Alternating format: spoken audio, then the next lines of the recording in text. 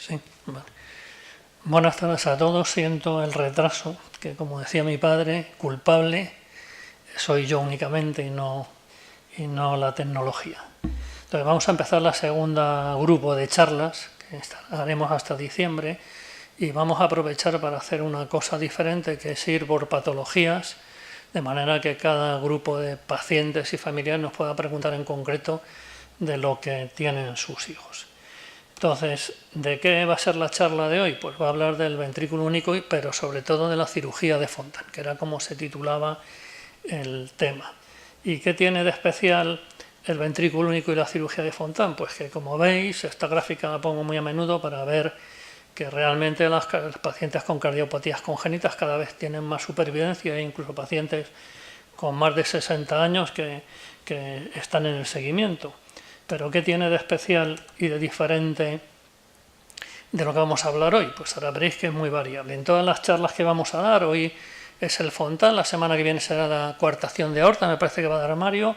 Vamos a seguir más o menos este guión, que es una descripción breve de qué cardiopatía es, cómo es la cirugía, cuáles son los problemas a medio y largo plazo, y una cosa que hemos llamado rutina, cuidados y calidad de vida, en la que va a ir pues esta información que tenéis ahí, cuáles son los información mínima que deben tener los padres y los pacientes, cuidados generales, drogas, viajes, deportes, profesión recomendada, qué deben saber los pacientes cuando alguien les pregunte y cómo va a ser el seguimiento, si van a necesitar nuevas intervenciones y si podemos ver, y cuál es la situación actual de la enfermedad y cuál es el futuro.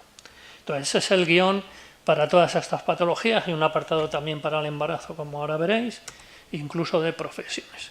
¿Qué tiene de diferente el ventrículo único y el Fontan? El Fontan es una cirugía que ahora explicaremos que se hace para muchas patologías, con lo cual es difícil encontrar un grupo uniforme de pacientes para poder explicar y responder a todas las preguntas que tenéis. Porque fijaros que así os he puesto 12 variantes, no es igual ventrículo único por atresia mitral que ventrículo único por hipoplasia del ventrículo izquierdo, que por atresia tricúspide, que porque sea un canal AV, que porque sea una enfermedad de Esten, hay muchas variantes. Entonces es difícil responder a muchas de las preguntas que hacéis en el día a día, parece que es que no sabemos, pero es que realmente no hay información suficiente como para contestaros. En general, cuando hablamos de esto dividimos en dos grupos principales, los que el ventrículo único es porque tienen ventrículo izquierdo y los que el ventrículo único es porque tienen ventrículo derecho. Y eso tiene su peso a la hora del resultado de las complicaciones y de la supervivencia. En esta, que es la serie del Marañón, ya veis que casi es el 50% la hipoplasia de ventrículo izquierdo y el 40% pues aquellos ventrículos únicos en el que se ha desarrollado es el ventrículo del lado derecho y no el del lado izquierdo. ¿Qué otro problema tenemos? Que los niños no llegan en la misma situación al Fontan. Fijaros, todas estas cirugías son las cirugías previas antes de hacer el Fontan. Hay un grupo que tiene una cirugía de alto riesgo, que es la cirugía de Norwood. Hay otros que en ese periodo de neonato se hace una mucho más sencilla y de menos riesgo, que es estrechar la arteria pulmonar. Hay otros que se hacen fístula. Luego en todos si hacemos el Glenn y luego en una tercera fase haríamos el Fontan. Luego incluso en esto tampoco es homogéneo lo que podemos contar sobre la cirugía de Fontan. ¿Y cuál es el concepto de hacer el Fontan? El Fontan es que tenemos un paciente que solo tiene un ventrículo realmente funcionante, ¿no? Aunque tengan algunas patologías dos, ese segundo ventrículo no sirve. Entonces solo tiene uno. Y no podemos hacer dos ventrículos, no podemos poner un tabique, un parche y dividirlo en dos. Entonces tenemos que centrarnos en el ventrículo que tiene eficaz. Entonces, ¿qué hacemos con la cirugía de Fontan? El ventrículo que funciona de verdad es el que se deja para mandar la sangre oxigenada al resto del cuerpo. La sangre que viene con oxígeno de los pulmones irá a ese corazón y ese corazón servirá únicamente para mandar sangre a todo el resto del cuerpo con oxígeno. La sangre azul venosa que viene sin oxígeno del cuerpo, ¿qué hacemos? Pues la desviamos, hacemos que no pase por el corazón y la mandamos directamente a los pulmones. ¿Qué sucede con eso? Que la sangre azul tiene que atravesar los pulmones sin ayuda del corazón. El corazón es una bomba que hace que venza ciertas resistencias. Entonces, en este caso vamos a dejar el corazón para empujar la sangre roja a todo el cuerpo y una serie de conexiones que vamos a hacer van a desviar la sangre venosa directamente al pulmón y del pulmón con oxígeno ya al corazón. ¿Y qué sucede con esto? Que es el único término así técnico que he puesto, porque me preguntabais si esto es para los médicos o para los padres. Para los padres. ¿Qué sucede? Que para que la sangre que llega a los pulmones los atraviese, coja oxígeno y llegue al corazón, se necesita que la presión en ese circuito sea alta. Porque ya que no tiene la ayuda del ventrículo para empujar la sangre, pues lo que hace es subir la presión en las venas que vienen con la sangre azul, que conectamos a la arteria del pulmón y para atravesarlo tienen una presión elevada. Y aunque eso es suficiente para vivir y crecer y hacer una calidad de vida aceptable, eso supone que la presión en ese circuito de las venas es más alto que lo que tendría un corazón normal. Y además no es tan eficaz como para sustituir a un corazón normal, de manera que llega sangre al corazón eficaz ya con oxígeno, pero no en la demanda ideal que uno necesitaría cuando hace ciertas actividades pues, deportivas, profesionales, de manera que es lo que oís hablar a los médicos del bajo gasto. El bajo gasto es la sangre que uno necesita con oxígeno para estar bien.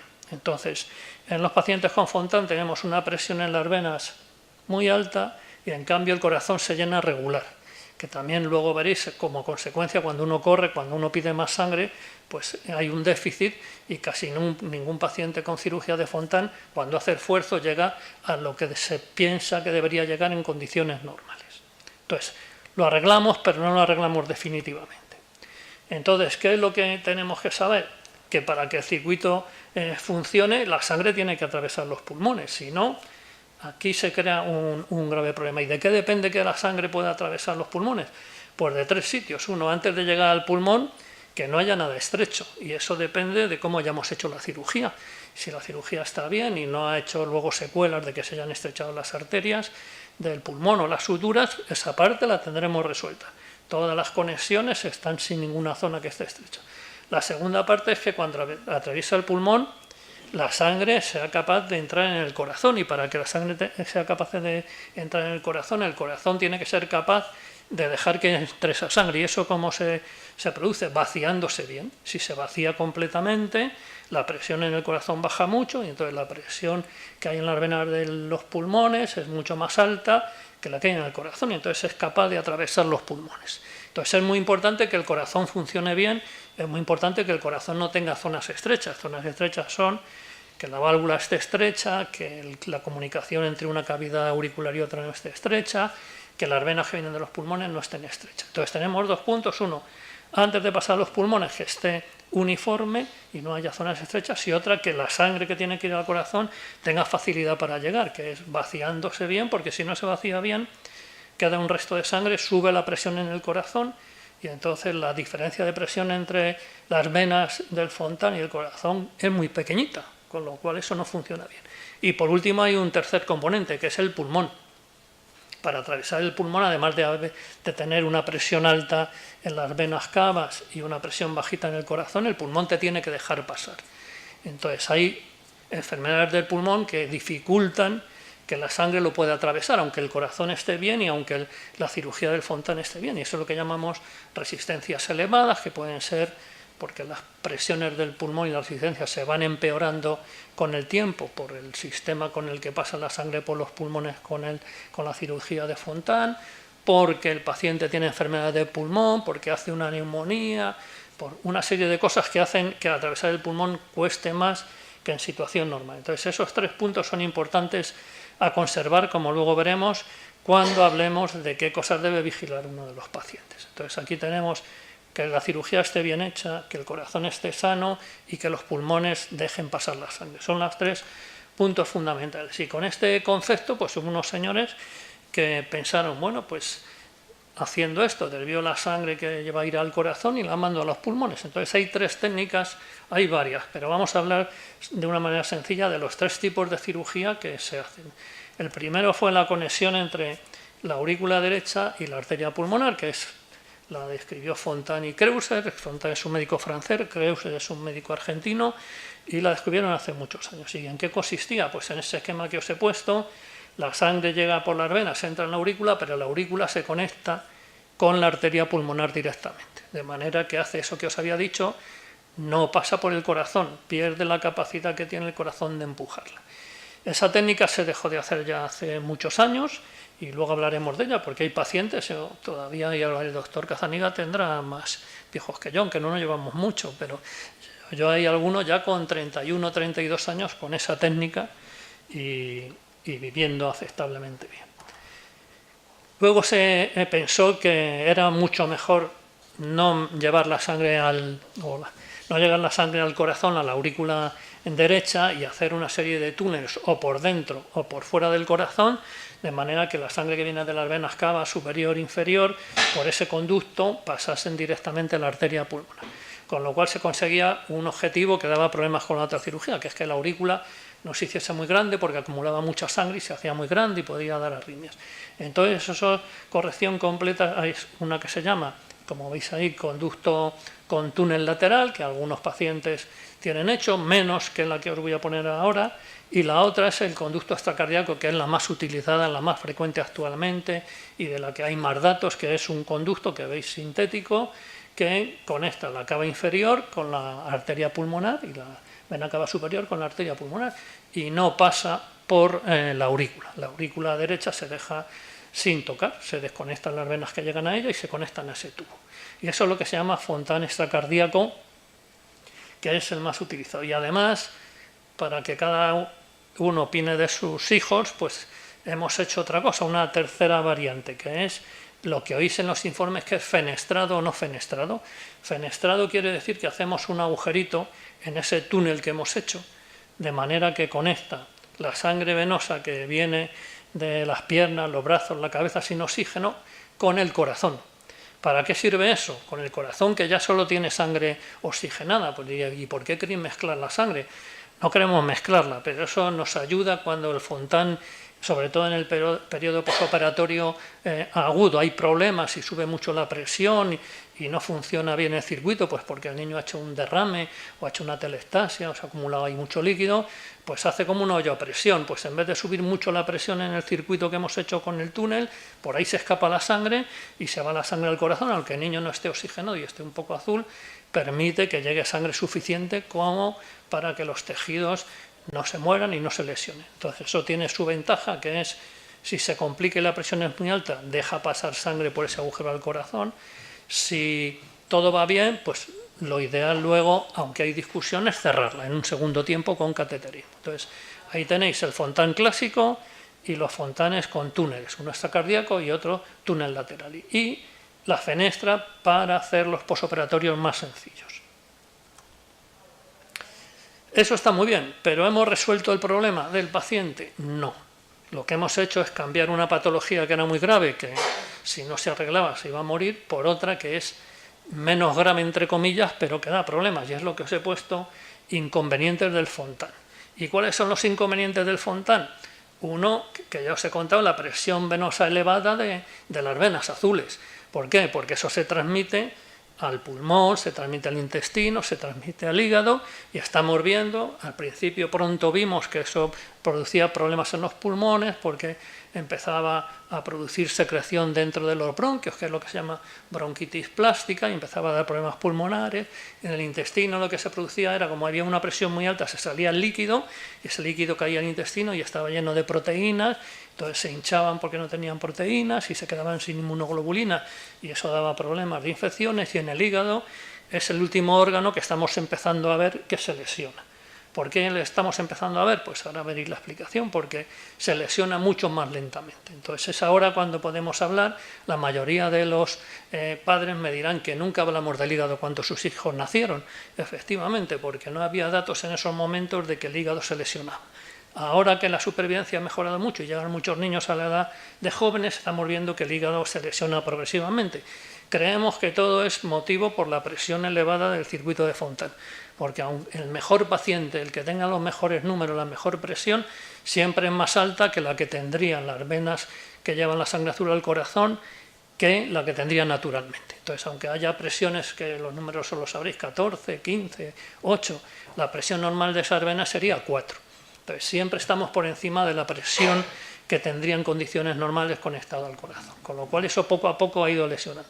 ¿Qué más tenemos? Hacemos unas cicatrices, aunque por el corazón por dentro no se abre. Si veis que cortamos las venas cuando llegan a la aurícula y ahí damos puntos. Si se hace con el túnel por dentro del corazón, la aurícula se llega lleno de puntos y eso con el tiempo, más o menos precoz, puede dar arritmias. Es la segunda inconveniente. El tercero, la circulación de las venas va lenta y la circulación que va al pulmón va lenta porque no tiene el empuje del corazón de cada contracción que hace, con lo cual hay más riesgo de hacer coágulos y hacer trombos. La cuarta o la quinta, no corregimos la cardiopatía. Ya os he dicho al principio que no podemos hacer dos corazones de uno, con lo cual dentro de su corazón está su cardiopatía. ¿Qué quiere decir? Que probablemente la historia natural de no haber corregido eso es que poco a poco el corazón vaya fallando y es lo que oís es disfunción ventricular. Pues una parte es porque no hemos arreglado la cardiopatía. Y el último punto que hace que el Fontan deje de funcionar, aunque todo esté bien, poco a poco, es que suba la presión en el pulmón. Y os dije que era muy importante la cirugía previa de llegar a los pulmones, los tubos que ponemos que estén bien, que el corazón esté bien, pero también que el pulmón deje pasar la sangre. Entonces, se sabe que al no pulsar la arteria, porque las arterias se hinchan y se deshinchan con la contracción del corazón, como eso lo pierde, la arteria del pulmón ya no hace ese pulso que haría en condiciones normales y eso estimula una serie de proteínas y de sustancias que hacen que aumenten las resistencias del pulmón y produzcan lo que llamamos hipertensión pulmonar. Entonces, cuanto más severo sea eso, peor funcionará el Fontan porque necesitará presiones más grandes para atravesar el pulmón. Entonces, lo que tiene que quedar claro aquí es que cambiamos una cardiopatía por otra y que además, según los pacientes se hacen mayores, pueden aparecer cosas nuevas que no sabíamos. Y esto es lo que, porque hay un montón de preguntas que nos hacen ahora, sobre todo sobre el hígado, y nos quedamos con la cara sin poder, de tontos, porque no podemos responder por esto. Este grupo de pacientes, ahora que esta cirugía, entre comillas, ha sido un éxito, está ya entre los 20 y 30 años. Antes no había pacientes con Fontan casi con 30 años. En el camino entre 10 y 20 la mayoría fallecían. Con esta innovación de hacerlo en dos tiempos que veis, Norwood o Banding y luego Glenn y luego realmente desconectar todo, se ha visto que la supervivencia ha aumentado muchísimo. Entonces ahora están llegando entre 20 y 30 años muchos pacientes, pero no tenemos todavía información suficiente para ver qué va a pasar. Es más, puede ser que aparezcan cosas nuevas en el riñón, en otros órganos, igual que ha aparecido en el pulmón, igual que ha aparecido en el intestino, igual que ahora empieza a aparecer en el hígado. Entonces, según se hagan mayores, podremos decir si aparecen cosas nuevas o no. Entonces, hay que dejar claro que hay que saberlo, ellos ahora que ya tienen muchos una edad para saber eso, que no solo tiene una enfermedad cardiovascular que podemos tratar, compensar, cronificar, sino que además es una enfermedad que afecta a diferentes órganos, al hígado, al riñón, al pulmón, al intestino, con lo cual se debe encontrar de una manera especial. Por supuesto que el cardiólogo de cardiopatías congénitas tiene que controlar eso, pero tiene que coordinar que lo vea el neumólogo, que lo vea el gastroenterólogo, que lo vea el hepatólogo, porque van a aparecer una serie de órganos que se lesionan que se escapan a nuestro conocimiento. Si pongo toda la lista de cosas que pueden pasar, pues ahí las tenéis. Las de las que más habéis oído hablar son las médicas, que es la enteropatía, la bronquitis plástica, los tromboembolismos, las arritmias. Todo eso no voy a hablar nada. Si hay quien esté interesado, pues que lo pregunte. Y yo diré, pues esta bronquitis plástica es la secreción que hace unos moldes ahí en el pulmón, el hígado va haciendo fibrosis, aumenta el colágeno. Bueno, eso es cada uno que aproveche y nos pregunte. Y luego hay una parte importante, porque a partir de cierta edad la pregunta que nos hacen los pacientes, ya no los papás, que los papás se lo comen todo, pero sí los pacientes es ¿cuándo vas a dejar de hacerme cosas? Ya ni siquiera es, voy a estar vivo 100 años, sí, fenómeno, pero ¿cuándo vas a parar de hacerme cosas? Entonces, fijaros que hay un montón de cosas que pueden aparecer con el camino, de manera que en un seguimiento entre 10 y 20 años el 75% le hemos tenido que hacer algo.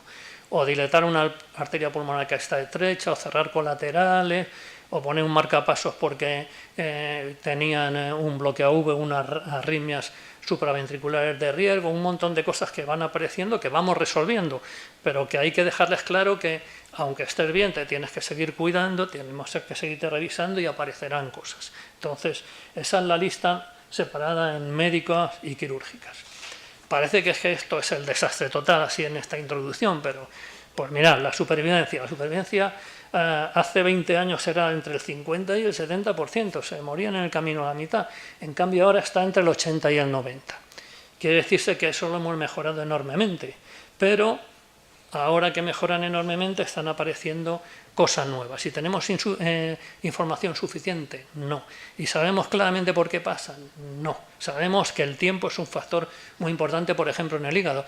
Tú luego te sorprendes, haces el cateterismo para ver cómo está el hígado y es el paciente que tiene todos los números normales, las presiones normales, todo normal, pero tiene una cirrosis en el hígado.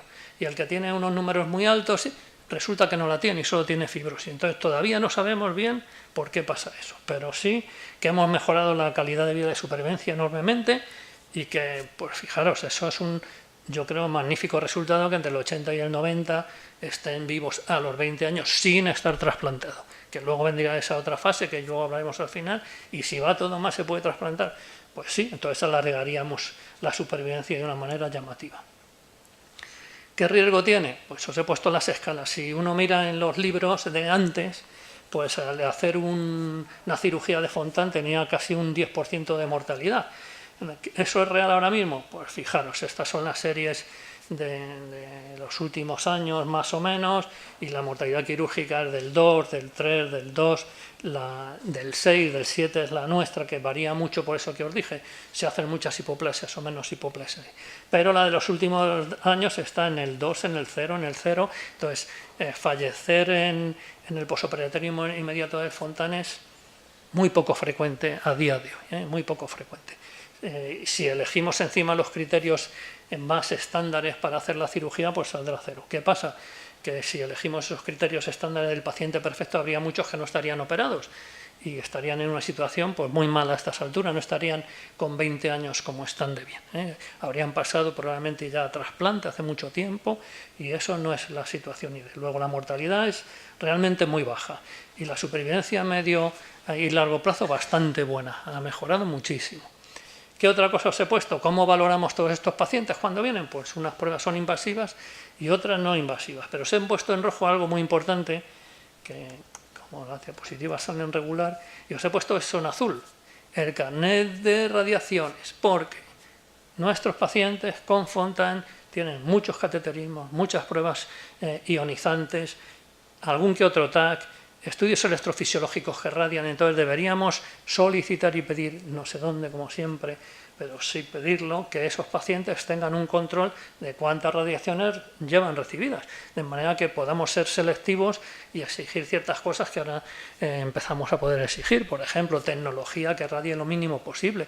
Si hay TAC de 260 cortes, incluso de 300 y pico cortes, que radian como una placa de tórax, eso debería utilizarse para los pacientes que más radiaciones reciben y no para el coronario. El coronario también, pero el coronario recibe su primera radiación el día que le hacen el cateterismo con 70 años. En cambio, nuestros pacientes ya tuvieron uno de bebé, uno en el seguimiento, otro antes, después del Glenn, otro antes del Fontan, luego si tienen lesiones y luego una serie de secuelas que estudiamos si podemos evitarlo solo con resonancia. Pero muchas veces sabéis que tienen puestos muelles y estén y la resonancia no nos da imagen. Luego es importante que entre nuestras reivindicaciones vaya a entrar ese carnet de radiaciones para poder controlar eso en el futuro, porque antes había algún problema con esto, es igual que lo de hígado.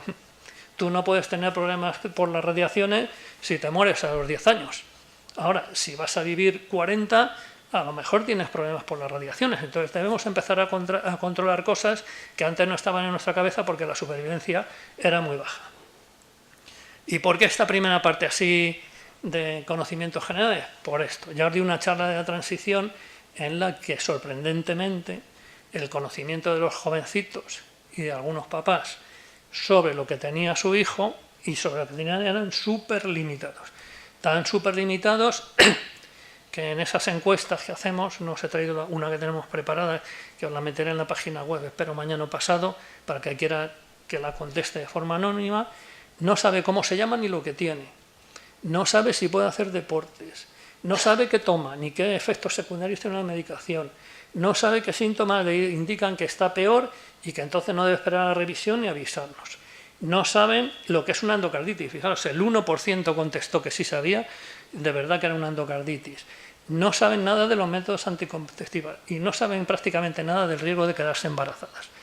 Las respuestas afirmativas eran del 12, del 1 y del 8. O sea, el nivel de desconocimiento es enorme. Entonces, el objetivo de esta charla, uno de los objetivos es poner al día todos estos aspectos, pero sobre todo a ver si podemos hablar de cosas que te mejoran la vida diaria y que hacen que progrese menos, si es que podemos hacer que progrese menos rápido la enfermedad.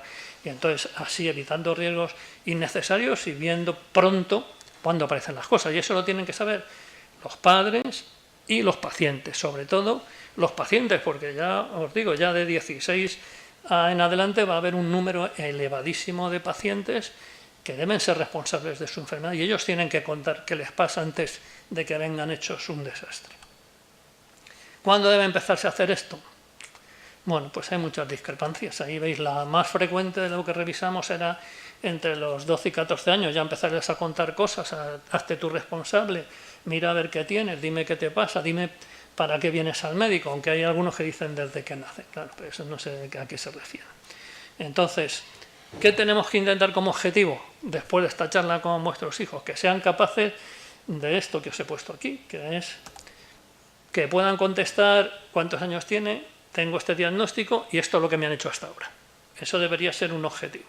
La segunda parte, ¿qué es lo que estoy tomando? La tercera parte, ¿por qué voy a revisiones? ¿Qué es lo que realmente me miran? Porque voy a revisiones porque tengo una cardiopatía, claro, fenómeno. Pero ahora dime para qué vienen. Me tiene que decir, vengo para ver si me mareo, hago arritmias, se me hinchan las piernas, se ha obstruido el fontán, la válvula V no funciona. Ellos tienen que ir sabiendo para qué viene. Y tercero, sus preguntas, porque no puede ser que con 16 años, 17, 18, 15, 14 no tengas preguntas.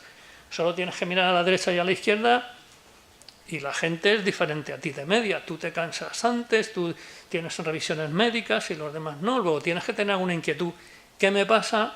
¿Qué va a ser mi futuro? ¿Qué cosas no puedo hacer? Entonces tienen que hacer preguntas. Si no hacen preguntas es porque o están súper protegidos si no es bueno o porque están desinformados. Entonces esta es la base de la charla. Y este es el guioncillo que vamos a intentar hacer de todas estas cosas. Calidad de vida, ¿no? Pues ¿qué debe saber el paciente de su enfermedad? Lo mínimo. ¿Qué? Entonces, vamos a ir a estas diapositivas, son del doctor Cazzaniga, que tiene la segunda charla que dimos, que es fenomenal, de costumbre, vida diaria, y ahí va todo esto. ¿Qué pasa con los viajes? Ahora vamos a centrarlo en el fontán, que allí hablamos en general, qué pasa con la endocarditis, qué pasa con los tatuajes, qué pasa con la anticoagulación, la actividad física, los deportes, la sexualidad, el embarazo, el empleo, todo eso es lo que vamos a intentar resumir en la charla. La endocarditis, el riesgo es bajo, aunque sea, ya veis ahí, 11 por 100.000 habitantes, según la cardiopatía puede ser 1,2 por 100.000 por año. Aún así, ¿es importantísimo intentar evitarla? Bueno, a lo mejor fijaros que hasta la población general sin cardiopatía puede hacer endocarditis. Entonces, ¿qué cosas tenemos para intentar evitar el riesgo que es muy bajo? Pues las que os puso aquí, ¿no? Correcta higiene bucodental, con revisiones si es posible cada 6 meses y evitar todas estas cosas que pueden darnos problemas de endocarditis. Tatuajes, piercing, drogadicción intravenosa. Y ¿tenemos que hacer profilaxis o no tenemos que hacer profilaxis? Como hay discusión y han ido cambiando los criterios, mi opinión, y yo creo que la de nuestro grupo, es que sí, que tienen un conducto ahí puesto, que es un material sintético artificial, que tienen un agujerito muchos dentro de su corazón y que tienen una válvula, un stent o una serie de material. Luego debemos hacer profilaxis para endocarditis siempre. Entonces, en los procedimientos estándares, el dentista, la cirugía del riñón, bueno, eso lo tenéis, yo creo que todos tenéis una hoja, pero ahí va puesta, por supuesto que sí. Pero también en esto, pues ante mi sorpresa, si uno lee las indicaciones, los tatuajes y piercing todavía no estaban metidos en hacer profilaxis. ¿Cuál es mi recomendación? Que sí. Bueno, mi recomendación es que no se lo hagan. Pero si a pesar de todo eso se lo hacen, hay que hacer profilaxis aunque no esté todavía escrito. ¿Por qué? por lo mismo que hablamos de hasta que lleguen a cierta edad, porque antes se hacía tatuajes el 1% de la población y ahora ¿cuántas se lo hace? Salió un artículo en El País o en El Mundo, no sé qué periódico, un 15% de la población. Entonces ahora se están empezando a ver problemas, desde alergias como estáis viendo aquí, abscesos, hasta tumores en la piel. Entonces, incluso están estudiando, según el tipo de tumor y el color, cuál es de más riesgo, cuál es de menor riesgo. Luego, los tatuajes se debe hacer profilaxis, pero lo ideal es no hacerlo. No importa eso de lo hecho en un sitio fenómeno, sin riesgo, cambian la aguja. No, ahí tenéis este artículo que puso el doctor Cazanica. Es que no hay control de los botes, no se sabe si están estériles, si están contaminados, qué bacterias puede ir ahí. Yo que sé, todo lo que se ocurra, si el que manipula tiene tuberculosis, o tiene sida, o sea, hay un montón de riesgos, aparte de la endocarditis. Luego, el uso de tatuaje debe quedar claro, y de piercing, que no se debe hacer. Y da igual, como me dijo un día, pero ya me he hecho uno y no me ha pasado nada, entonces no me pasará cuando me haga otro nada. No, el riesgo es el mismo haciéndose uno que haciéndose 20. Siempre está y se debe evitar, aunque el porcentaje sea remoto, como habéis visto, 11 por 100.000. Bueno, ya el porcentaje, yo les digo siempre lo mismo, el porcentaje ya era remoto de tener una hipoplasia o una atresia tricúspide, la has tenido. Entonces, si quieres jugar a la ruleta rusa, pues bueno, tú te haces el piercing. Luego vendrás a decirme, no me ha pasado nada. Claro, porque cuando te pase algo no vamos a hacer ni una sola broma, ¿no? Dirás, qué desgraciado soy. Desgraciado a lo mejor es uno por tener una cardiopatía, pero por provocarse un problema muy grave, no, porque la endocarditis, como os puso, tiene una mortalidad muy alta y unas secuelas muy importantes. Entonces es algo que se debe presionar hasta el límite de no, no y no. Y luego estaba esto, aunque esto cada vez se usa menos, el óxido de hierro para los pigmentos negros, porque hay pacientes de la época antigua de los tatuajes que no se puede hacer resonancia, porque las moléculas de hierro hacen un campo magnético especial y entonces sale una mancha negra y no ves el corazón, ni los riñones, ni nada. Encima, además de estar marcado y del riesgo de la endocarditis, encima hay una prueba fenomenal, fundamental para la vida, que es la resonancia, y que no puedes hacer. Esta sería la parte de cuidarse los dientes, cuidarse los padrastros, cuidarse las revisiones, no hacerte piercing y no hacerte tatuajes. La segunda parte serían los viajes. Pusimos esto en general, que es, si uno hace un viaje largo que va a consumir calorías, oxígeno, pues es evidente que el sentido común te dice que debes ver a discreción. Si el viaje es en tren, en avión, en coche, de igual, ya es muy largo, debes movilizarte. Pero ahora vamos a ver en concreto qué pasa con nuestros pacientes. Y si eres portador de marcapasos y válvulas, luego lo ponemos mucho más señalizado, puedes pasar por el aeropuerto y registrarte. Lo ideal es que no, pero ya os puso él que estos campos magnéticos, si están menos de 5 segundos, que es mucho más tiempo que lo que pasas, no desprograman el marcapasos ni hacen nada. Pero ¿por qué es importante estar hidratado, moverse y movilizarse? Porque ya hemos dicho, ¿cuál es uno de los, entre comillas, inconvenientes del Fontán? Que la sangre va muy despacio, que esos circuitos que tenemos van muy despacio. Entonces tienes más riesgo que otras personas de hacer trombos en las piernas y que esos se movilicen y se vayan para arriba. Y si encima tienes una fenestra, pues que se vayan por el agujerito y se vayan a la cabeza. ¿Cómo se mejora eso? Pues hidratándote, que no se espese más la sangre, y moviéndote en el avión, que no estés las 13 horas ahí sentado. Lo otro sería tomar un adiós, tomar una aspirina como antiagregante plaquetario que toma mucha gente cuando hace viajes largos en avión, sobre todo los que ya somos más mayores. ¿Por qué? Porque eso evita que se hagan pequeños trombitos, pero la mayoría de los fontanes o están anticoagulados o están antiagregados. Luego eso ya se supone que lo tengo. A pesar de eso, hay que moverse, beber agua y no estar todo el rato en el camino así. Sí. ¿Qué más? Hay una cosa que pusimos en general para los pacientes cianóticos, que es la altura. La altura hace que la captación de oxígeno baje.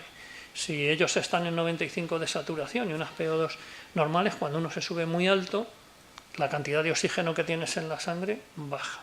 Si ya de por sí tu captación de oxígeno está limitada por la cirugía que tienes, pues eso puede ser un problema muy importante. Y está especialmente en enfermos con cianosis, foramen oval, Fontán y síndrome de Eisenberg. Pero hay otra cosa ahí. Cuando uno sube bruscamente a 6.000 metros, a 5.000, a 4.000, pues se produce una cosa que es el mal de altura, si lo haces bruscamente. Entonces el mal de altura se supone que el pulmón se lesiona, se dematiza, se llena de líquido, tiene dificultad para respirar. ¿Cómo se trata? Oxígeno y diuréticos. Entonces eso para nosotros, si nos pasa, pues es tolerable, pero si a un paciente con un Fontán, además de estar malito, los pulmones se encharcan, el Fontán va a funcionar horriblemente mal. Además del mal de altura que tendríamos todos, ya le rematamos porque sube la presión del pulmón, que habíamos hablado al principio, había que cuidar el pulmón para poder atravesarlo. Si se llena de líquido, la resistencia del pulmón aumenta, con lo cual el paciente se pone muy, muy malo, porque no solo que ya el oxígeno que capta sea menor, es que no te pasa sangre, te pasa mucho menos sangre que a mí, que me está empujando el corazón. Entonces, esos viajes bruscos de irse al Machu Picchu, pues no están recomendados en nuestros pacientes, aunque sea una hora, no. Una hora te puede fulminar. ¿Cómo se trata? Me parece que dan edemos, ¿no? Por ahí esas cosas, cuando suben al que se puede subir andando es el Kilimanjaro, que veo en algún reportaje que bajan en carretilla luego. Entonces, encima das un diurético, solo falta que aumentemos las resistencias pulmonares y encima le depresionemos de volumen a un paciente con Fontán, que necesita mucho líquido ahí en las venas para empujar. Entonces, el tratamiento habitual para el mal de altura fulmina a nuestros pacientes con Fontán. Entonces, eso es un riesgo muy alto, innecesario, que es a partir de ciertas alturas, que no son las del avión. Entonces, la del avión es el equivalente, ahí está puesto a 2.400 metros, ahí teníamos unas tablas, tuve que sacar tablas porque alguno me decía que eso no era así de los jovencitos, que ahora afortunadamente podemos hacer debate. Toma, léetelo y vienes y me contestas que sí es verdad esto. Entonces, según el nivel de altura, pues cada vez la cantidad de oxígeno que eres capaz de captar es menor. Entonces, ¿los aviones es así? No, los aviones no es así, porque los aviones están presurizados y es el equivalente a estar en 2.000, 2.200, 2.500 metros, que sí decimos que pueden subir. O sea, en vez de ir en avión vas en coche, pues tú no pasa nada. Lo que no debes hacer es ponerte a vivir a 2.500 metros, porque entonces poco a poco la respuesta a poder coger menos oxígeno del organismo es hacer más glóbulos rojos. Entonces, si haces más glóbulos rojos, la sangre se espesa más. Si se espesa más, funciona peor y atraviesa los pulmones peor y además hay más riesgo de hacer coágulos. Luego, se puede ir en avión, se puede hacer viaje de 13 horas, se bebe agua, se mueve uno, no está todo el rato sentado y a las 13 horas llegas a tu sitio y tan feliz. ¿Se puede ir a vivir uno a 2.500 metros? Lo ideal es no, porque empezará a bajarle la saturación, empezará a empeorar su situación física, porque ahí se coge menos oxígeno y el rendimiento será menor. Pero sobre todo yo quiero insistir en de manera aguda, plan, saltarse y irse a Atacama de pronto allí a ver los flamencos de golpe. No, eso no se debe hacer. ¿Que hay problemas? Porque ya me han planteado de todo. Pues es que me voy y paso de Chile a Argentina y tengo que pasar los Andes y ahí hay alguno que subo de pronto. Bueno, pues no sé, ahí ya no llegan mis conocimientos así durante 8 minutos que subas por allí y luego bajes otra vez, y eso no se puede hacer. Pero lo ideal no es que subas bruscamente por encima de los 2.500 metros. No, no se debe hacer. Bueno, y luego estaba lo que habíamos puesto de marcapasos, porque muchos llevan marcapasos. Bueno, pues eso del aeropuerto, mejor es llevar el informe y que no pases, pero realmente más riesgo, ya os dije ahí, cuando lo pasan por encima del cuerpo que en los arcos, porque eso sí, el campo magnético lo pones ahí. En teoría, si no es algo que vibre, solo es un campo magnético estable, lo que puede hacer es desprogramar el marcapasos y quedarse en el modo de desprogramado de urgencia o el que esté puesto. Pero ¿en qué situaciones se puede engañar? Pues eso que os dijo la doctora Centeno de los marcapasos. Si utilizas una máquina que vibre con campo magnético, es que los movimientos pueden engañar al aparato y creer que es una taquicardia ventricular y disparar. Ya no es que se desprograme, es que si vas a un desfibrilador igual lo interpreta como una arritmia. Entonces eso sí que es un problema, pero los arcos en principio no son problemas de nada. ¿No? Bueno, y esto es otra cosa que os he puesto, son los sitios en los que la altura, pero es importantísimo que los jovencitos se vayan con un buen seguro, muy buen seguro, que tengan garantizado que se les atiende de urgencias, que tengan garantizado que les atiende un especialista en cardiopatías. No un seguro a lo loco de si me rompo un brazo, sí. No, un buen seguro. Y eso lo tenéis que mirar siempre que vayan. Da igual que vayan a Alemania que vayan a China. Si es a China todavía más, porque además habría que preguntar qué hospitales son los que les cubre el seguro. Y que si los pides te dirán el Children's de Boston, el no sé qué de Filadelfia, el Gregorio Marañón. No, le cubrimos, pero luego esos centros que hay allí no te cae el hospital cutre que no tiene ni cardiólogo. Entonces, es muy importante que esos seguros sean para asistencia de urgencia y para asistencia especializada y, si es posible, cuáles son los centros de referencia del país al que vas. Eso es muy importante. Bueno, el siguiente paso sería la anticoagulación. La anticoagulación, la mayoría de los pacientes no están anticoagulados, salvo que hayan tenido problemas tromboembólicos y hayan recidivado sobre todo son los problemas de infartos cerebrales los más frecuentes con diferencia de los que tenemos, o que estén fenestrados. Entonces, los que tienen fenestra, muchas veces, aunque hay discusión, se mantiene anticoagulados.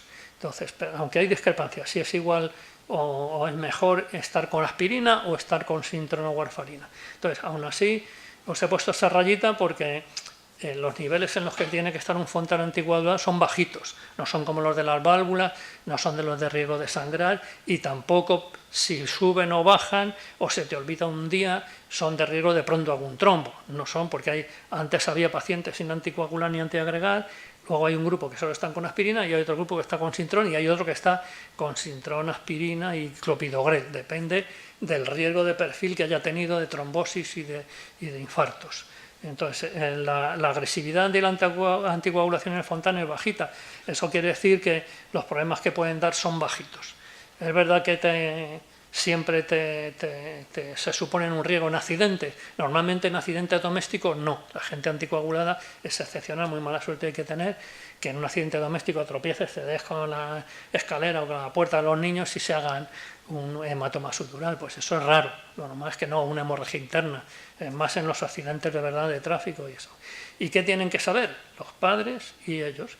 Que hay medicamentos que interfieren, que los llevan para arriba, que los llevan para abajo, y que tienen que llevar una listita o sabérselo, lo más frecuente, que es de los que tenéis aquí, la eritromicina, la cifloxacino, pues casi todo lo más frecuente son los antibióticos. Algunos antiarrítmicos interfieren, si lo estás tomando te da igual, porque si tú ya tienes tu nivel de anticoagulación tomando ese antibiótico, pues ya sabes que a lo mejor sin tomarlo necesitaría menos dosis o más dosis, pero si lo hacen de manera habitual no tienes que cambiar, igual que las verduras. Ahí os he puesto, ¿qué deben comer? De todo razonable. Lo que no puede ser es que de pronto toda la semana sea remolacha. Pues claro, se alteran los niveles. Y hay una cosa que puso el doctor Cazzaniga, muy importante, las hierbas medicinales, porque es que no sabemos qué lleva eso.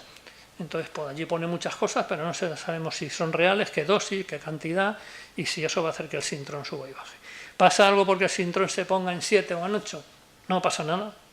Se salta una dosis, lo normal es que no necesitemos vitamina K, ni suero, ni plasma, ni nada, y recupera sus niveles. ¿Pasa algo si está en 1 normal?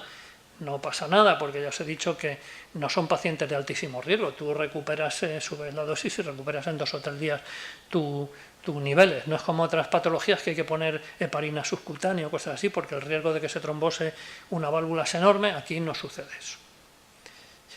Y luego hay que acordarse que el ibuprofeno pues interfiere en la acción de antiagregación plaquetaria. Eso pasa lo mismo, el que está tomando aspirina tiene un riesgo enorme si 3 días toma ibuprofeno porque el efecto va a ser más bajito, no.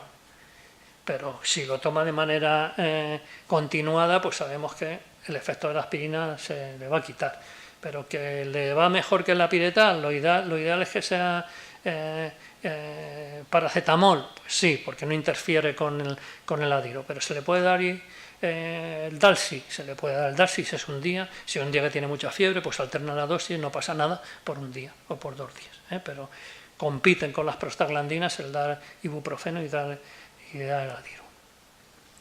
Bueno, estas son las reacciones adversas, pero ya veis que os puso que cuando se anticoagula entre 2 y 3 de INR, los riesgos son realmente bajos de que haya complicaciones hemorrágicas. Y las otras son todas las que os hemos puesto que pueden aparecer. La verdad es que yo ahí no he visto, afortunadamente, ninguna de esas que hay puesto.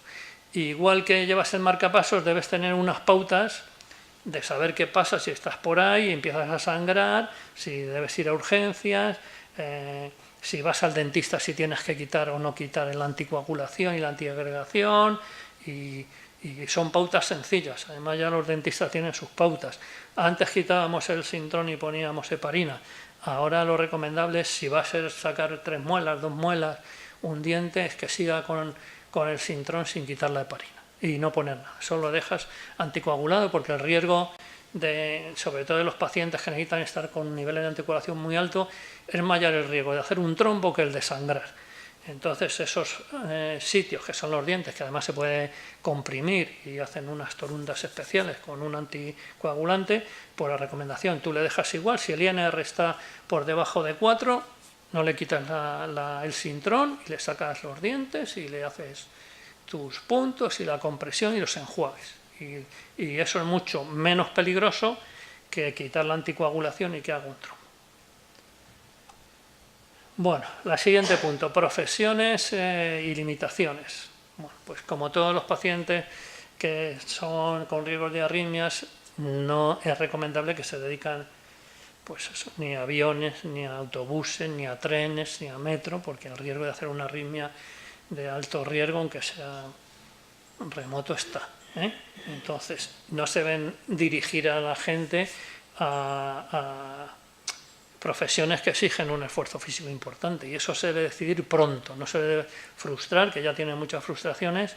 De pronto ahora no puedes ser policía, no puedes ser, es que da igual que vayas a ser policía secreto o como se llame, es que antes tienes que hacer una academia, unos ejercicios, unas pruebas físicas, un entrenamiento, lo mismo con el bombero, lo mismo con los militares. Entonces esas profesiones de gran esfuerzo físico no deberían, y además no son buenas para su patología. Y luego, bueno, se ha puesto el del piloto, aunque ya lo quitaríamos por el riesgo de arritmia. No deben hacer profesiones que tengan que vivir a 2.500 metros, pues no puede ser como uno me dijo, quiero ser de la Cruz Roja de montaña. Pues no, puede ser de la Cruz Roja de la playa, pero no de la montaña. No puedes estar tirándote largos periodos en altitudes por encima de lo que os he dicho. Y luego los fenestrados, hay que acordarse que yo no recomiendo que buceen, pero yo soy muy, en algunas cosas muy exagerado, porque el buceo, haces cualquier arritmia tonta, te mareas y te ahogas. En cambio, si estás en la calle, pues te mareas y en todo caso te caes o te sientas. Entonces, pero encima, si vas muy profundo, cuando hay agujeritos dentro del corazón, entra nitrógeno en el cuerpo, que pasan a la sangre, y que la sangre por el agujerito, da igual que sea el agujerito del Fontana, un mini agujerito en el corazón, se van al cerebro y haces una embolia cerebral gaseosa y te mueres ahí en el agua. Entonces, si hay agujeros en el corazón que comuniquen el corazón con el cerebro, no se debe hacer inmersión de, no sé, es que yo no entiendo nada de eso, de 20 metros o de 15 metros o de 5 metros. Que ponga las gafitas y mire así, sí, pero si ves con las bombonas para abajo, no. Siguiente punto. Este es un punto muy delicado, porque yo, todos los padres con los que hablo, claro, esto es como el embarazo, todos me dicen, no toma nada de nada. Entonces eso hay que hacerlo solo. Eso no puede ser con vosotros, ellos se tienen que quedar solos para hablar de ciertas cosas. Lo ideal es para todo. Y luego, si quieren que entres, pues que entren, pero a partir de cierta edad, solos. Además de lo malo que es todas estas cosas, ¿qué tiene de malo para ellos? Que es lo que hemos separado. El alcohol, además de la borrachera, los golpes, la hipoglucemia, hace arritmias. Entonces, si ya de por sí hace arritmias, si tienes un corazón en el que tienes suturas y riesgo de hacer arritmias, hombre, tú tienes el doble de riesgo si te emborrachas que uno que no tenga la cardiopatía, y lo tienes que saber, que tú tienes más peligro de que te pase algo malo si coges una borrachera. Estamos hablando de las intoxicaciones, que no, luego podríamos hablar si se puede tomar una cerveza o no, eso ya sería más delicado. Teóricamente, como me pasa, eso ya lo cuento muchas veces, del porro. Claro, es que dices, puedes tomar una cerveza y luego es, Enrique, me dijiste que podía tomar y quédate vivo, 6 litronas, joder. Pues claro, eso hay que ser muy cuidadoso con los límites que uno pone, porque a veces si es sí un poco, no tiene tope. Entonces, lo ideal es que no lo tomen. El éxtasis, las anfetaminas, lo mismo. ¿Qué pasa? Que ellos tienen además el riesgo, sube la tensión, hace arritmias, pero ellos pueden sangrar y están anticoagulados o antiagregados. Entonces, el riesgo de que sangre una persona sin cardiopatía es alto cuando tomas cocaína, anfetaminas. Si encima tú estás anticoagulado o antiagregado, tienes más riesgo. Luego sumas más riesgo que el de una persona que no esté operada. El tabaco y la marihuana, el problema es lo que os he dicho, fijaros que ahí está el pulmón. Entonces el pulmón es algo fundamental para la supervivencia a largo plazo. Cuanto menos lo lesiones, mejor. Como esto es a medio plazo, hay que insistir mucho en que si quieres vivir muchos años tienes que tener bien los pulmones, porque no es que fumes y te pongas malo, no. Eso viene como secuela a medio plazo, entonces no deben fumar. El alcohol hay otra cosa que se me olvidaba y que no está puesto. Estamos viendo ahora, que antes no veíamos, que el hígado se fibrosa. Luego, el alcohol es un tóxico para el hígado. Se debe evitar, porque no sabemos qué va a pasar. Sabemos que es un grave problema el que vamos a tener. Si encima estamos tomando sustancias tóxicas para el hígado, que en otras circunstancias el hígado es enorme, se regenera, no pasa nada, en la tuya, sin alcohol ya tienes problemas, con alcohol todavía más problemas. Entonces no debes tomar nada de alcohol. Eso es algo que tenemos, y hay que intentar tomar medicamentos que no sean hepatotóxicos razonablemente, porque como no sabemos por qué camino va a ir, todo lo que proteja al hígado será una cosa buena de la que antes no hablábamos nada, pues ahora sí tenemos que hablar. Y luego, por supuesto, todo lo que sea pinchalla que no se me pasa por la cabeza, porque aparte de convertirte en un drogadicto dependiente, es que tienes riesgo de endocarditis, hepatitis y todo eso. Deportes. ¿Es beneficioso? Sí, pero hay que saber qué deportes queremos. Si no de contacto, si están anticoagulados, antiagregados, aeróbicos, que es corro, nado, monto en bici, juego al tenis, juego al pádel, juego cosas que no supongan un gran esfuerzo, que tú puedas controlar, que no hagas mucho trabajo abdominal y que no suba mucho la tensión arterial. Los pacientes con Fontan, cuando les hacemos correr, no llegan al 100% de lo que deberían resistir en el consumo de oxígeno. Eso que veis, la mascarilla que ponemos, están los que están mejor sobre el 80%. Eso te permite vida normal y poder hacer ejercicio, pero realmente no tienen la capacidad que otros pacientes en el tope de su ejercicio. ¿Eso es importante?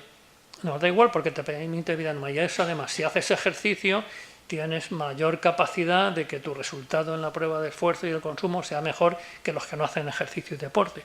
Luego, eso es recomendado. ¿Por qué no llegan al tope si está todo bien en el Fontan? Por lo que os he dicho antes, porque para llegar al tope cuando uno corre llega mucha más sangre a todo el cuerpo, entre esa parte de los pulmones. ¿Y eso quién lo hace? El corazón latiendo. Entonces, en su corazón, aunque lata mucho, depende de la sangre que le llegue, y la sangre que le llega va por el Fontan, por ese conducto que no tiene pulso, que aunque el corazón empuje mucho, ahí no repercute, entonces tarda más en subir su frecuencia y llenar el corazón con más sangre y ser capaz de hacer esos esfuerzos. Entonces, entre un 60 y un 80%, un 50 y un 80% de lo esperado, uno hace vida normal, no hay que preocuparse por esa parte. ¿Que estás en el 80%? Fenomenal, por eso es muy bueno el hacer ejercicio. Las de musculación y esa, hasta ahora he dicho siempre que no, pero no sé, como ahora mejora mucho esa tecnología, pues hablamos un día si igual hacer más musculación de gemelos razonable, no de Schwarzenegger, pues eso hace que el retorno venoso sea mejor. Eso es una teoría que se me ha ocurrido y que no está escrita en ningún sitio. Y luego, realmente, la rehabilitación y las pruebas y lo que hacemos ahora, esos programas de rehabilitación cardíaca y respiratoria, sirven. Hay una cosa que siempre sirve, que es tu autoestima, porque empiezan a hacer cosas que creían que no podían, y con esas sesiones que hacemos ven que estaba limitado innecesariamente. Pero además ya saben, este es de este año, de agosto del 2017, ya hablamos que lo que más podía ayudar es tener bien los pulmones. Entonces, la parte de rehabilitar, cómo respirar, cómo mejorar la musculatura respiratoria, la capacidad pulmonar, ya está. Ya veis que ya hay artículos en los que dice que eso es muy bueno y que cuando miden el gasto cardíaco, que es la cantidad de sangre que manda cuando está superado de Fontan, mejora y sube en los pacientes que se ha hecho rehabilitación respiratoria. Luego será algo que ya lo hemos introducido, pero ahora lo introduciremos de manera reglada si podemos. Bueno, aquí viene esta parte, que es las relaciones sexuales en el embarazo y la contracepción. Como cada vez hay más gente, cada vez hay más problemas. Entonces, hay que saber que hay alto riesgo para la madre y para el feto. Sobre todo los fetos, más del 50% son prematuros y de bajo peso. La otra mitad se pierde en el embarazo. No está recomendado que se quede una mujer embarazada con un Fontan, aunque se puede valorar. y en los últimos años hay bastantes artículos de mujeres con Fontan que han tenido sus hijos, siempre con una serie de criterios, porque ya os he dicho que hay un espectro enorme de Fontan, entonces ahora aclararemos cuál no. Pueden tener alguna contracepción, pueden usar progesterona, que tiene menos riesgo de hacer trombosis y embolias, y además hay unos dispositivos que se pueden poner intrauterinos de progesterona, que son más cómodos que estar con las píldoras, y pueden hacer control de su regla y control de la natalidad. Pueden usar la píldora del día de después, que insisto con todos los que hablo, si tienes alguna duda es mejor tomarla, pero eso no puede ser que cada semana te tomes la píldora, porque es una carga hormonal enorme que te crea problemas importantes. Pero ¿puedes hacerlo? Sí. Debes avisar que no está puesto ahí. Si tienes cualquier duda, cuanto antes sepas que estás embarazada, mejor. Luego decidirás si quieres seguir o si no quieres seguir, pero cuanto antes lo sepamos, mejor.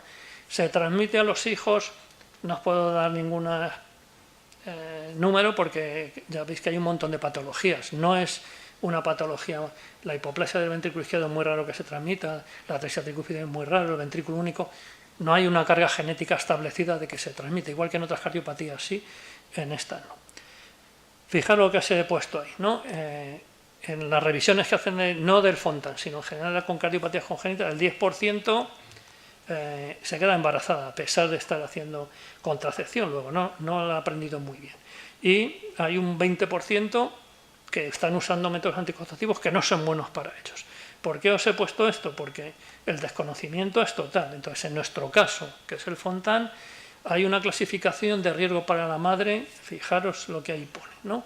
Que el nivel 3, que es el del Fontan, es riesgo significativo de mortalidad y morbilidad. O sea que es un grupo de pacientes que hay que tomarse esto muy en serio. Entonces, fijaros, la tenemos aquí en el grupo 3, de clasificación de riesgo de la Organización Mundial de la Salud. Pero lo miremos donde lo miremos, esa flechita es el Fontan, con las demás cardiopatías, algunas muy complejas.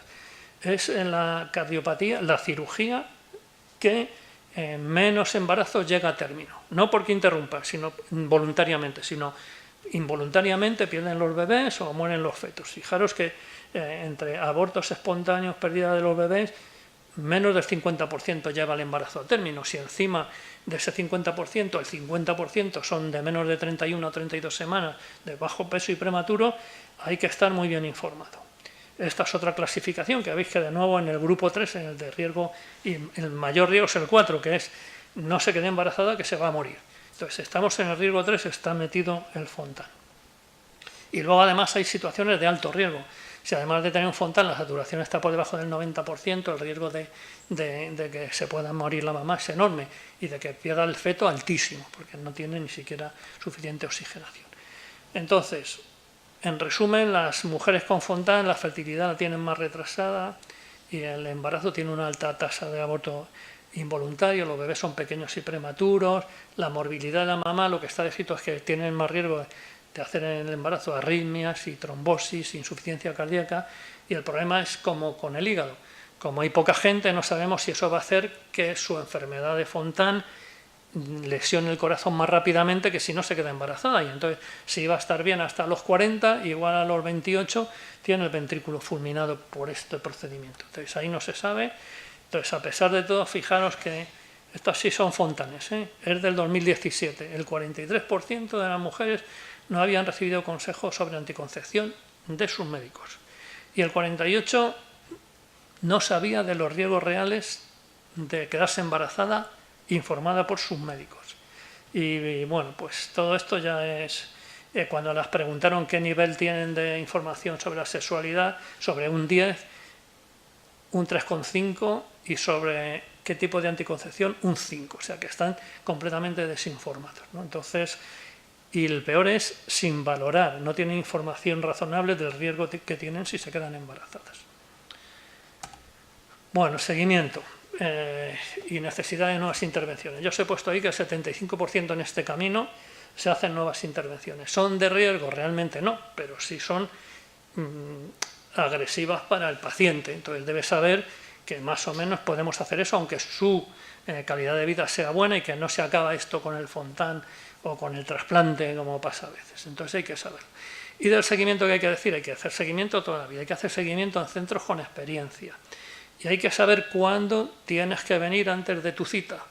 Y eso es un espectro que tenemos. Uno es el de todas las cardiopatías. Si te mareas o tienes palpitaciones, si pierdes el conocimiento, porque puedes estar haciendo arritmia de alto riesgo, o hacer un embolismo pulmonar.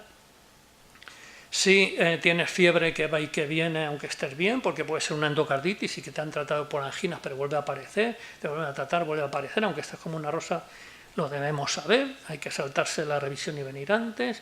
Y en el caso del Fontan, si empiezas a tener catarros y tos, si empiezas a echar moco, que echas unos mocos que son el molde de los bronquios, son como tubitos alargados, porque entonces estás haciendo eso de lo que no hemos hablado, que es la bronquitis plástica. O si empiezas a tener cacas blandas, diarrea, se te hinchan los pies, se te hincha un poco la tripa, porque estás haciendo la enteropatía del intestino, pierde proteínas, que no es de un día para otro, es poquito a poco. Entonces, todo eso son datos muy importantes que hay que contar al médico y que hay que venir antes de la revisión. Bueno, ¿y cuál es la situación actual? Si la mayoría están súper estables, y yo creo que ahora con una calidad de vida importante, no he hablado de dos cosas, que estáis los papás, tres hipoplasias. Una es los problemas neurológicos, que se hace con ellos. Otros son los problemas de aprendizaje y de comportamiento, que se hace con ellos, que a día de hoy no tenemos respuesta, pues porque el apoyo que tenemos de educación, de logopedas, de trabajadores sociales, de psiquiatras, de psicólogos es cero, esa infraestructura no la tenemos, y pues por eso esa parte, bueno, es verdad que una parte de esas lesiones neurológicas son por la patología que tienen, sobre todo las hipoplasias, otra es porque hicimos cirugía neonatal, que bajamos mucho la temperatura y se hace ahí unas microlesiones que pueden hacer a los niños hiperactivos, y otras son agudas en el camino, que son las embolias y los trombos, sobre todo el territorio de la cerebral media, que tu niño está fenómeno y de pronto hace una hemiparesia, que tiene un buen pronóstico. Sí, porque los niños suelen recuperarse muy bien pero esas tres partes, ¿tenemos maneras de evitarlas? No tenemos manera de evitarlas. No sirve cuando se mira estar anticoagulados o antiagregados, hay más accidentes o menos, prácticamente los mismos, porque si no, tendríamos otros anticoagulados para que no hiciesen eso. No existe eso. La primera parte es qué hacemos con la disfunción del ventrículo. Si todo está bien y el corazón no es capaz de empujar, pues tarde o temprano se tendrán que trasplantar. ¿Es un desastre? Pues entre comillas, no. Hay que ponerle para el trasplante cuando no esté hecho un desastre, porque la mortalidad y la supervivencia del trasplante, si el niño está estable, es buenísima, altísima, la misma que la de las pacientes sin cardiopatía, siempre que se trasplante en un sitio con experiencia en cardiopatías congénitas, porque el mayor problema es estás multioperado y es muy difícil encontrar el corazón y las cosas. Luego poner el corazón es sencillo una vez que has identificado todo, y luego el seguimiento y las complicaciones son iguales que quien no tiene cardiopatía. ¿Cuánto dura un trasplante? Entre 14 y 15 años. Calidad de vida de media, siempre hablamos de media, bastante buena. ¿Qué pasa después? Que hacen un rechazo crónico que hay que volverse a trasplantar, que serían otros 14 o 15 años. Serían, en el peor de los casos, 30 años.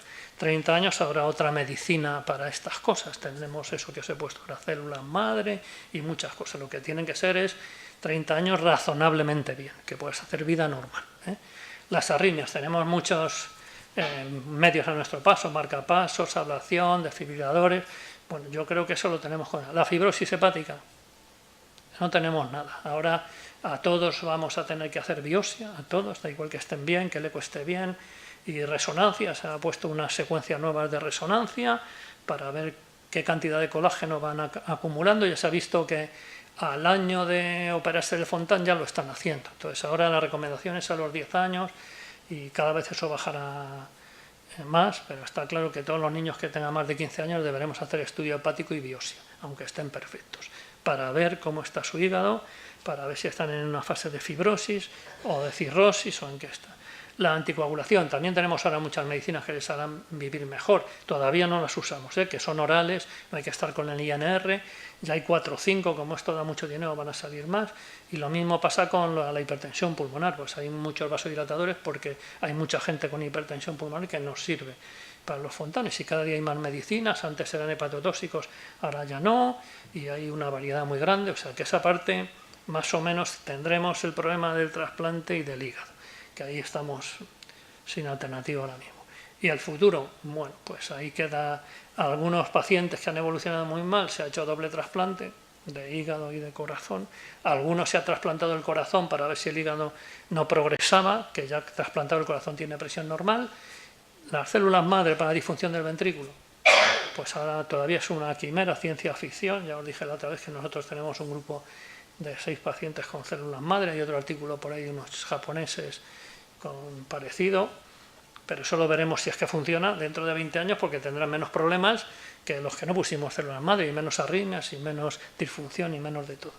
Y los sistemas de apoyo circulatorio es otra cosa que están ahí. ¿Qué es eso? Pues son maquinitas que intentan suplantar el ventrículo derecho, y es que se pueden conectar dentro de los conductos y hacen como bombas que hacen que la sangre no vaya con tanta presión, que bajen la presión de los circuitos, que en el hígado haya menos presión, que en el pulmón. Todo eso está en experimentación.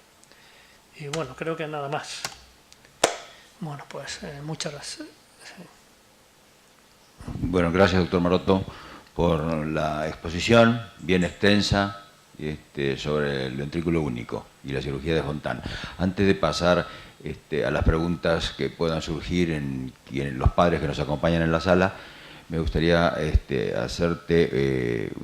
trasladarte una pregunta de un padre desde Ecuador, al cual le agradecemos la gentileza de estar escuchando por internet estas exposiciones. Pregunta 2 cosas concretas. Él tiene una hija de 15 años con cirugía de Fontán y pregunta, primero, ¿cuánto tiempo podría estar en buenas condiciones clínicas a 2.500 metros de altura? Relativamente frecuente por aquellas zonas. Y segundo, si la aparición de moretones por golpes inadvertidos tomando aspirina implica tener que suspender la aspirina o continuar con las mismas.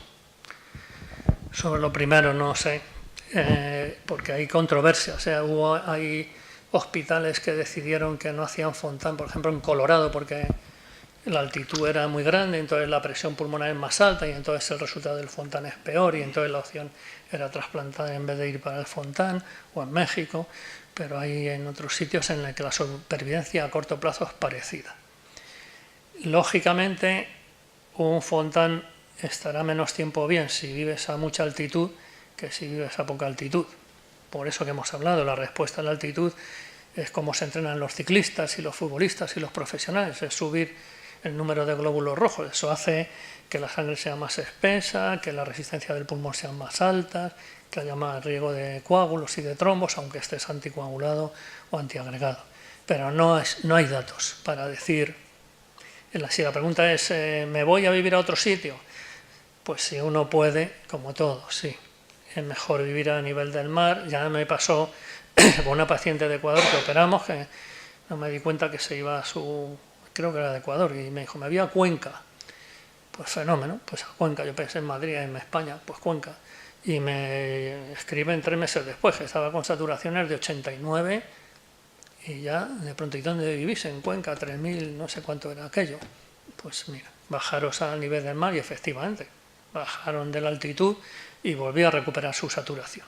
Pero ¿cuánto tiempo va a durar y si va a ser responsable de que fracase el Fontán en la altitud? No lo sé, pero no es una cosa en teoría buena. ¿Se puede corregir con vasodilatadores? Que es otra cosa que no he puesto ahí. A lo mejor dar vasodilatadores pulmonares de rutina hace que el Fontán dure más tiempo y que las presiones del pulmón sean más bajitas y que el hígado se lesione menos y que dure más tiempo. Pero tampoco está escrito. Hay muchos artículos de sirven dar vasodilatadores pulmonares, pero no nos han dejado hacer uno, ni a nosotros ni a nadie, lo doy durante 3 años y veo realmente qué pasa. Esto es, lo doy, le hago correr prueba de esfuerzo y mejoran. Y han estado 12 semanas, pero no está puesto en ningún sitio que los dejes crónicamente, que sería lo ideal. Saldrá tarde o temprano. Y los hematomas, en principio, si son por contacto, pues no. Se puede suspender la aspirina si tienes hemorragias nasales repetidas hasta que vean qué pasa. Pues no pasa nada por retirarla en 10 días, no pasa nada. Pero quitarla por los hematomas, en principio, no. Bueno, puede bajar la dosis, que es otra cosa, porque bajar. El margen es tan grande, entre 1 y 10 miligramos, puede bajar la dosis a la mitad, que siga siendo eficaz y ver si hace menos hematomas. Perfecto. Otro padre pregunta sobre una paciente de 23 años que parece que tiene una revisión próxima, no dice dónde. Se le planteó una gastroscopia como parte del estudio global gastrohepático, pero no se habla de biopsia. Pregunta el padre si debe pedir la biopsia a quien le está solicitando la revisión. Mi opinión, ya os he dicho que esto se convierte en multidisciplinario, ya hablar del hígado, la hipertensión portal o de la enteropatía de proteínas, ahí te pilla un poco, pero mi opinión es que no tiene sentido que uno investigue si tienes varices en el esófago o en el estómago y no tengas hecho una biopsia. Eso no tiene sentido, ¿eh? Si el estudio debe ir eco, que es lo estandarizado ahora, eco, resonancia, TAC, ya si tienes la secuencia de la resonancia de la fibrosis, ¿no? Y siempre biopsia, que se hace transyugular, no porque es un problema hacerla transhepática, y con eso, si tienes hipertensión portal, si tienes cirrosis, harás el estudio de varices esofágicas, endoscopia, colonoscopia, lo que quieras, gastroscopia, y lo seguirás. Porque lo que no se sabe además es si una persona con cirrosis y con un Fontan, si la cirrosis va a evolucionar más rápidamente que el Fontan, porque igual no. Hay cirrosis que duran 40 años. Pues entonces ahí estamos a todas las preguntas de los padres pillados, porque ¿qué le hago? ¿Le trasplanto para que no evolucione el hígado? Si igual el hígado se queda así otros 20 años y tiene bien su Fontan, ¿por qué le voy a trasplantar?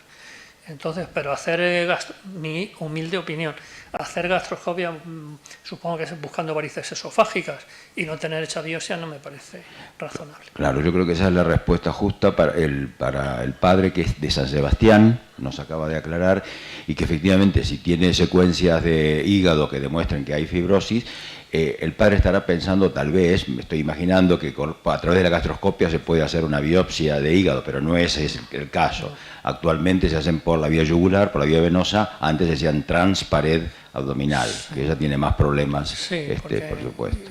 Hecha por la vena, aunque sangre es a la vena, porque estás antiagregado y anticoagulado. Eso es. Pero biopsia es que se debe hacer, hay sorpresas entre... hay pacientes, que llevamos 6 pacientes con lesiones hepáticas y otros 3 o 4 que tienen hecha la biopsia porque la resonancia decía que eso era una cirrosis, la resonancia, y la biopsia dice que no. Entonces es muy importante la biopsia, no los signos indirectos del eco, el Doppler, el flujo o las imágenes de la resonancia ayudan, pero la biopsia es que aunque sean normales, las recomendaciones que van a salir es que se haga siempre ya, igual que haces de rutina otras exploraciones. El padre también puntualiza que le acaban con 23 años de hacer un cateterismo hace un año y han puesto un stent. Quiere decir que la fisiología del Fontan debe estar regular en todo caso, así que tú, diríamos, ratificas plenamente la necesidad de hacer una biopsia después. Es que además hacemos, si se hace bien, se hace en el mismo procedimiento. Haces un cateterismo para ver cómo está el Fontan, para ver si hay lesiones residuales, cómo son las presiones, y por el mismo camino mides la presión en el hígado, en las suprahepáticas, y haces la biopsia, se hace en el mismo procedimiento. Tenemos otra pregunta que es, creo, muy interesante, y vamos a ver cuál es tu comentario. Preguntan si se puede hacer cirugía estética, si el paciente lo desea, puede hacerse cirugía estética con este tipo de modelo circulatorio, univentricular. Sí, sería mejor que estuviese el doctor Teigel para eso, pero sí, si se es prudente, ya se sabe que no debes hacer hipotensiones, debes mantener un gasto cardíaco adecuado, que no se ponga muy bradicárdico, se puede hacer. Se puede hacer, solo que el anestesista tiene que tener claro conocimiento de la fisiología univentricular. Claro. No sé si alguno de los padres que están presentes en la sala quiere hacer alguna pregunta. De momento, aquí hay una señora.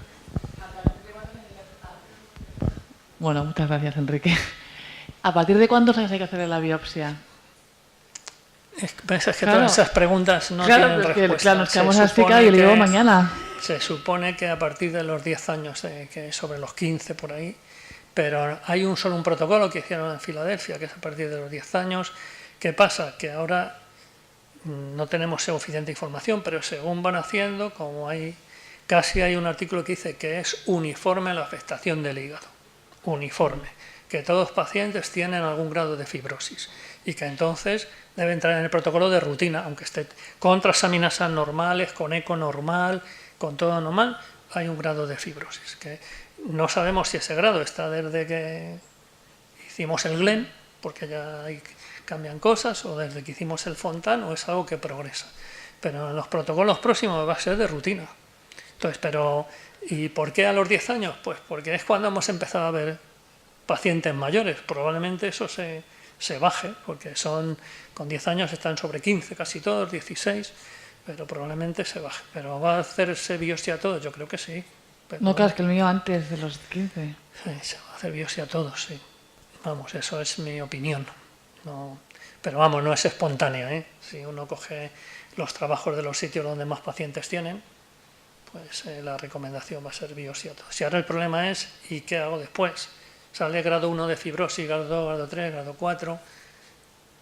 ¿Y qué hago? ¿Qué hago? Eso es el problema. Y no, por ejemplo, el paciente que tenemos que tiene, solo hay uno que tenga cirrosis. No tiene varices esofágicas, no tiene hipertensión portal, no tiene ninguna lesión. Tiene una analítica normal, tiene un Fontan con presión de 8 milímetros de mercurio, que ya me gustaría que todos los Fontanes tuviesen 8, porque salió al principio, los que tienen más de 11 tienen más riesgo de hacer esto.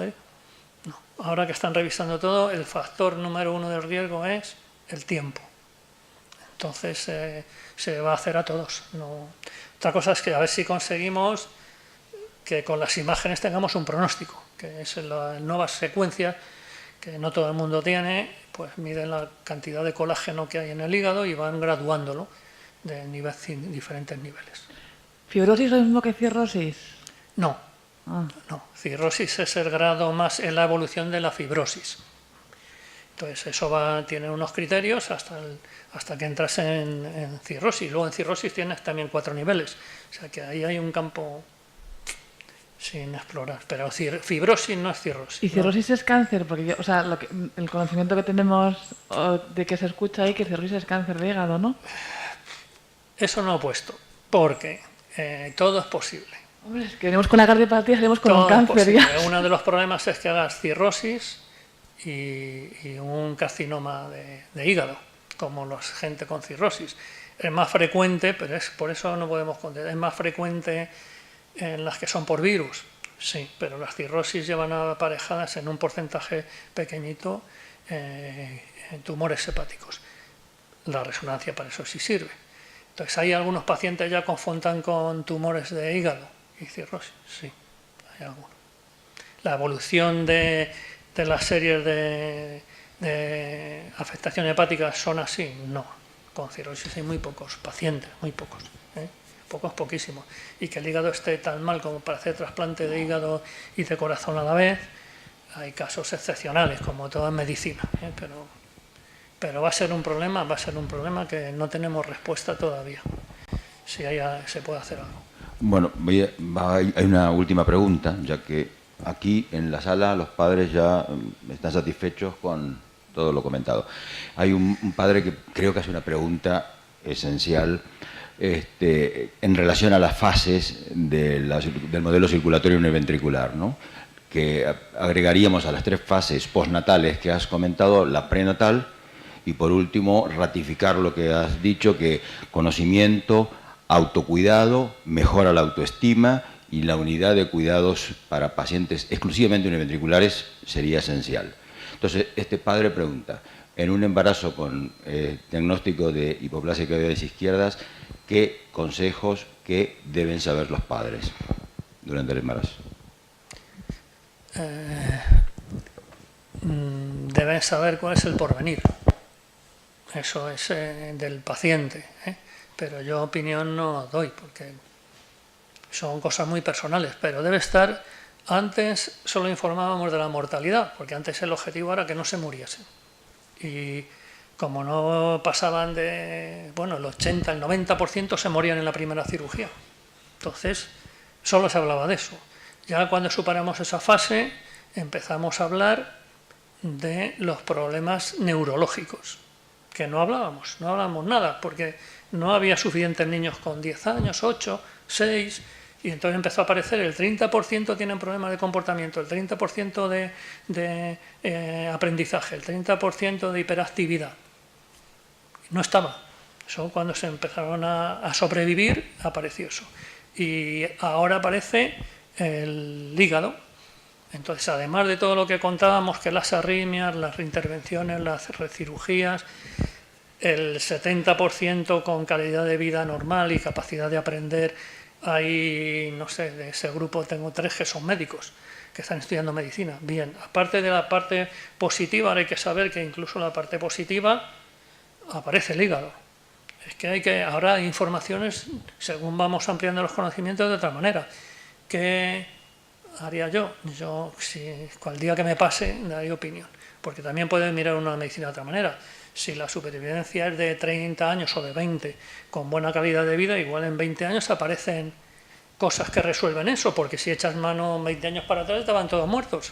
Entonces, claro, uno puede interpretar eso. Igual aparecen las máquinas de asistencia, las células madre, las enzimas pulmonares nuevas, y esos efectos secundarios de la enfermedad desaparecen. Y resulta que interrumpiste tu embarazo porque el pronóstico era muy malo y resulta que 10 años después salen no sé qué medicinas que les hacen el pronóstico buenísimo.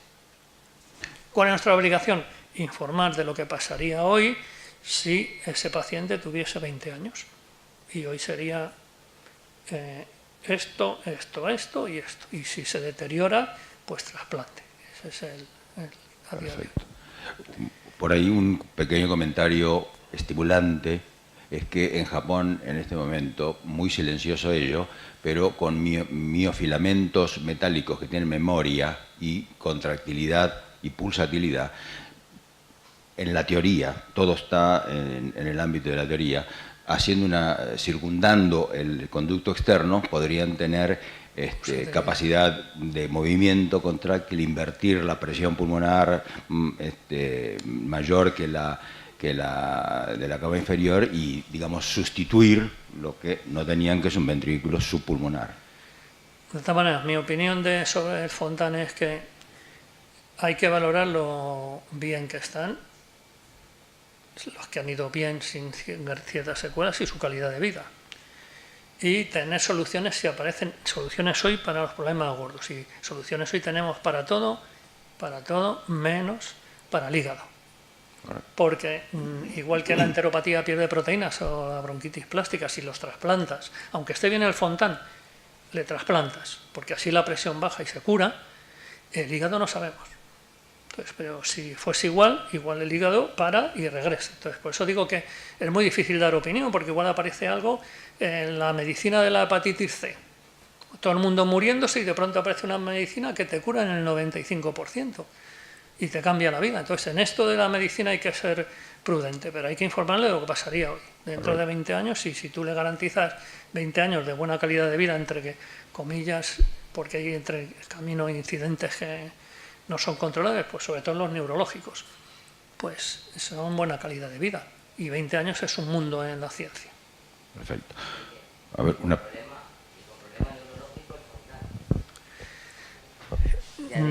Casi tenemos, no me acuerdo si un 10% de cómo van, no sabemos. Si los niños que han hecho las hemiparesias, porque hay dos cosas, una es hacer hemiparesia y tener una capacidad de aprendizaje normal, y otra cosa es hacer hemiparesia y además tener problemas de aprendizaje o tener epilepsia, que hay pues no sabemos. Razonablemente pasa lo mismo. Si has hecho una parálisis cerebral severa, tu movilidad está limitada, esto es como lo de la altitud.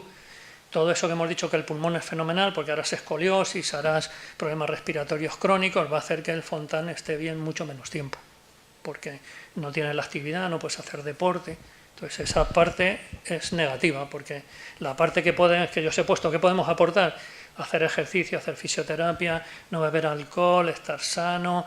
Toda esa parte no la puedes hacer, que es la que te queda a ti, porque no tienes esa capacidad motora, y todo eso hace que hipoventiles, que hagas atelectasia, que suban las resistencias pulmonares. Pues todo eso teóricamente es un problema, ¿no?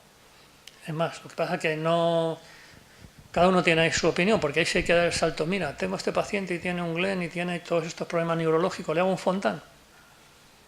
Es que tienen que ser los padres los que decidan, porque tú le tienes que decir que con el Fontane pasa esto y esto, y Y luego es muy complicado, ¿eh? Porque pues no hago nada, pues es que no le va a tener con la saturación de 70 5 años, porque uno no se muere, esto no es tan fácil como no hago nada, se muere uno, no.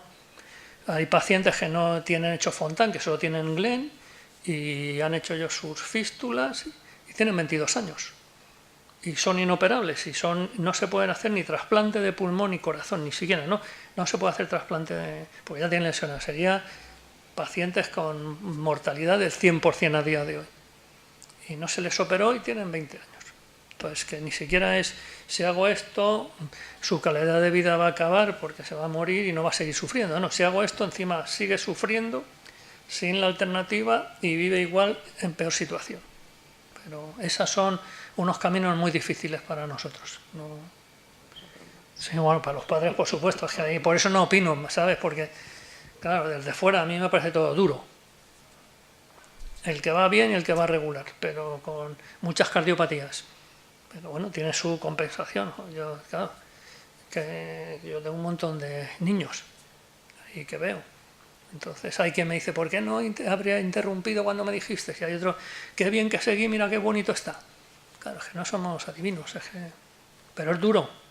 La información en el embarazo tiene que ser, es duro.